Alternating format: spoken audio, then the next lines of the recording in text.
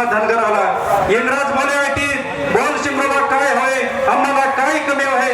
आम्हाला काय कमी आहे फक्त स्वातंत्र्य हवे दुसरा कोणी बळी पडला असता आम्हीच्याला स्वातंत्र्य मिळावं माझ्या भारत देशाला म्हणता क्षणी गोळी घातली शिंगरोबा धनगराला